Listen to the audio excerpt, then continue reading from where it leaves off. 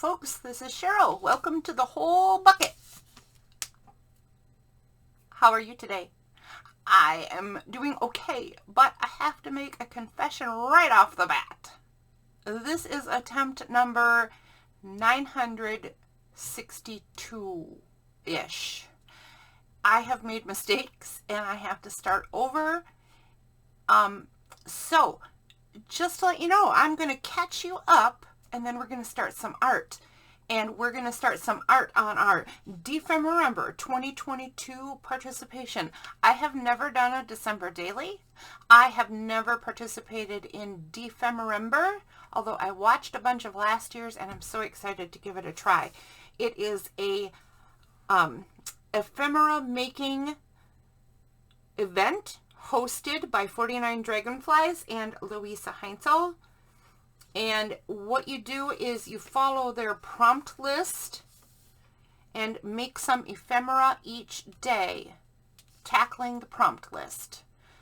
So on day number 1, it says fluff and mason jar. I have some fluff right here, and I have a mason jar acetate thingy that I've never figured out how to use. So we're going to figure out how to use that and some fluff together to make ephemera for junk journals. I have some ideas. We'll see what happens. But also, the ladies are doing snacks. And I wanted to do an advent calendar. It took me time to find one that I liked. And what I did end up finding was a tea ephemera calendar. And, advent calendar. And since I'm recording this for the 78th time, I've already chosen the tea, which was a secret at the time, but it's white tea and coconut and passion fruit flavor. And I am having tea and cookies for my snack time while we're crafting. And this, I believe, is a peppermint macaron. Although I chose this blindly and I'm not entirely sure that it's peppermint, but I think that's what it is. We'll find out when it is in fact treat time, but right now the tea is going to sit over there and do some steeping while we get started on ephemera making. The very, very first thing I want to do is take a look at this journal that I made. So this is one of my birth month journals that I decided to keep for myself because I am in fact a May baby, and it has some of my favorite words in, and for some reason I wasn't happy with selling this one, so I'm just not going to, and I kept it for me. And a thing that the hosts of this event had in mind is that when you are all done making the ephemera, you have a bunch of samples of ideas of things you can do in your junk journal. So they are putting their ideas directly into junk journals that they made for each other. So I made this one for myself, and I'm going to put my ephemera in this book, and then I will have a journal full of ideas for when I'm making journals. Another thing that I did, which will be easier to show tomorrow because I won't make as many mistakes, is that I bought a digital pack from each lady. I printed this kind of in shadow. I turned the opacity down on this, so this is not a clear picture of Louisa's digital, but I believe this was from Louisa Heinzel. I turned down the opacity and made it a bit of a shadow, and then on the other side I did a sepia version of the exact same picture, and I did that for each of the 25 days of Dephemerember. And then I printed out the 25 animals that they chose to be their theme. Animals are the theme. They chose 25 animals. It sounds like Louisa did the hunting of the animals and the making of the cards. And then each day they will do an animal featured in their ephemera crafting. So I randomly packaged up the animals in a sheet of paper, and then whatever animal I pull for that day, or I've packed them actually. I had this all packed together. I'll show it better tomorrow. So whatever animal I get for that day is going to be random, and I have to make the ephemera with that animal that day. So I have an idea of what I want to do here. Not a completely formed idea, but my little mason jar says youth on it, and I was going to stick with that, and then I decided I really just don't want to. So what I did was I took a different one and I cut a hole in it so my this little piece of lilac could go in the jar. And I think I'm going to put this jar over here. I think we're going to glue this down over here, and then I have blue cheesecloth. And I think what I'm going to do is I'm going to make it look like this jar is all wrapped up in this fabric. And it's, you know, it's kind of mimicking water in the jar. It's also mimicking how you might wrap up a mason jar in some burlap, right? And have it a little decorated. So I think we're going to go like this. And then over here to the side, I have this dark blue ribbon.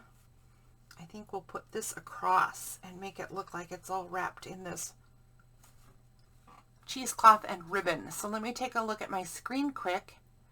Yeah, I think that's what we're going to do.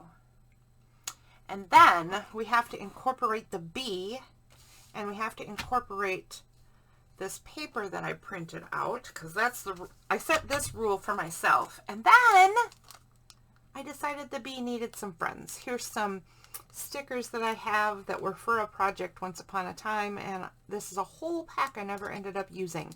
So I think we're going to open this up and have some other bees with their bee friend.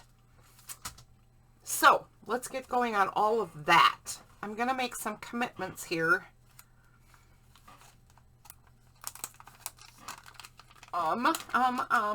First pull this sticker off. And then to make sure it looks like the fabric goes around the jar, I'm literally going to put it around the jar, at least on the edges. And I think that's going to help it stick to the page too, because I'm not sure that I have a glue that will really adhere this acetate to the page very well. This is actually this is going to be a good test for my glue. So I'm liking this clear gel tacky glue. It's kind of my favorite glue right now. This bottle is so close to empty. We will have a brand new bottle tomorrow, I'm sure. In fact, we might have a new bottle right now, because that's going to be annoying as all get out.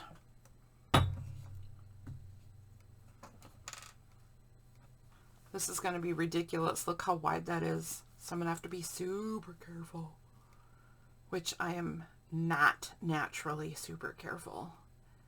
This might get interesting. We just may have glue everywhere. Okay, I'm going to put it down the edge. I'm going to put it down the edge on this side. And I'm not putting the fabric completely around, right? Because I want it to bunch up in the front. So I'm just putting the edges around, and then I'm not even going to trim it yet. I will trim it once it's down and on the page. But let's do that. I'm making a commitment. Squish. We are committed. This is now the plan. Whether I become unhappy with the plan somewhere along the line or not, it won't matter. This is the plan, and this is what we get. Okay, so now I'm going to trim this paper, the cheesecloth, down at the bottom of the paper. It might get more trimmed, it might get tucked in, who knows. But I don't need all that extra, but I still need a little bit of wiggle room. So that's what I've done. I've created a little bit of wiggle room down here on the length.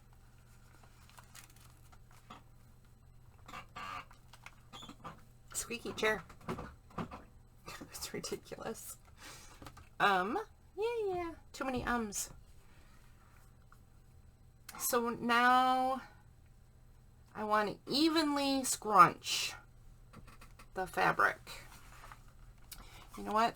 Here's another tip. Here's a tip for anybody, and I should remember for myself. If you are working on a page and you need your book to hold still, clip it with a clamp or even a big paper clip. There we go. Now I can quit fighting with it a little bit.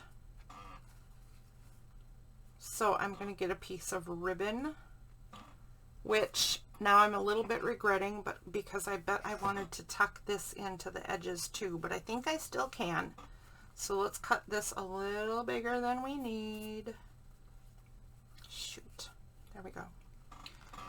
All right. Right about there. Let's just cut it right there and we'll see if we can tuck it in still.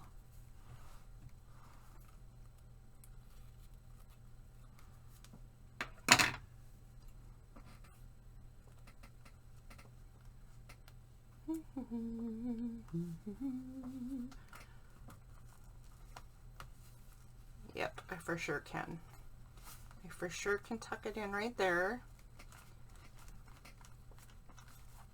Let's have that fluffed out a little bit. Okay, and then we're going to want to do the same thing on the other side. Except I want this glued across the center too. So I'm going to put my glue on the ribbon just in one line. Whoa, that is one fat line of glue. And then I'm not going to squish it down yet, but I'm going to turn the book and tuck this end under just a tiny bit. It's an optical illusion, right? It doesn't go all the way around the jar, but it's going to look as if it does. And then we can squish that down. There we go. Very nice. Now my screen went black and I have no idea